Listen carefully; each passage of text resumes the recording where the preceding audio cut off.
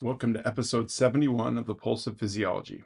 I'm your host, Dr. Jim Davis, and today we're covering acid-base compensation, the process by which the body corrects pH imbalances through respiratory and renal mechanisms. By the end of this episode, you'll understand how the respiratory and urinary systems interact to maintain acid-base homeostasis, the difference between respiratory and metabolic imbalances, and how compensation occurs. So let's jump in. Acid-base imbalances occur when blood pH falls outside the normal range of 7.35 to 7.45.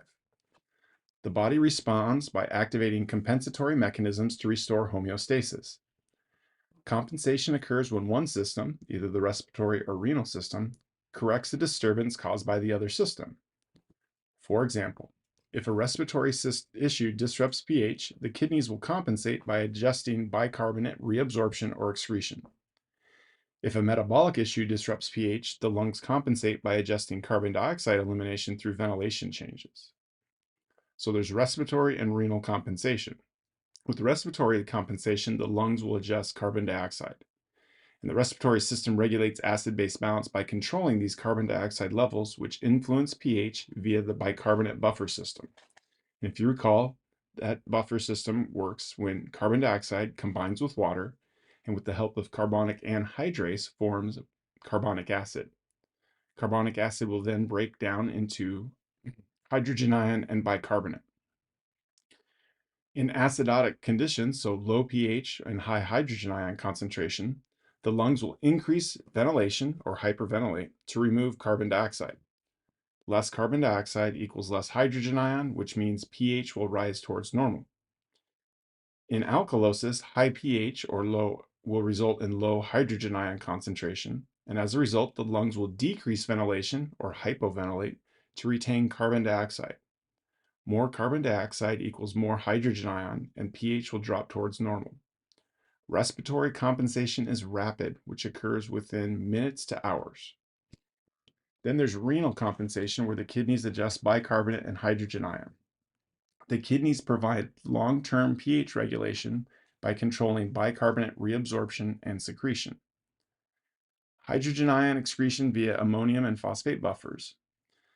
Now in acidosis, so low pH with high hydrogen ion, the kidneys increase hydrogen ion excretion and reabsorb more bicarbonate. This removes acid and restores bicarbonate levels, which will raise pH.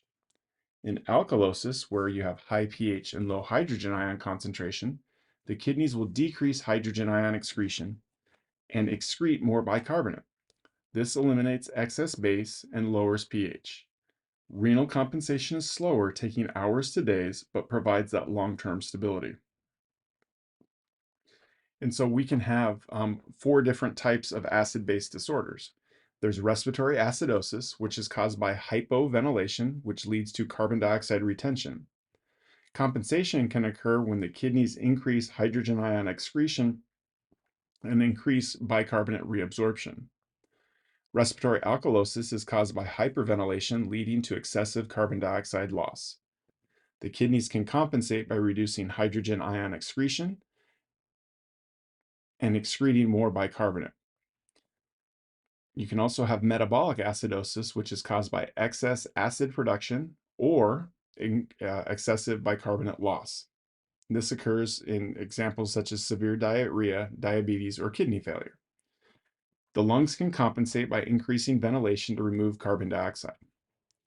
Finally, there's metabolic alkalosis. This is caused by excessive loss of hydrogen ion, such as what happens with excessive vomiting or antacid use, or increased bicarbonate retention. The lungs can compensate by decreasing ventilation to retain carbon dioxide.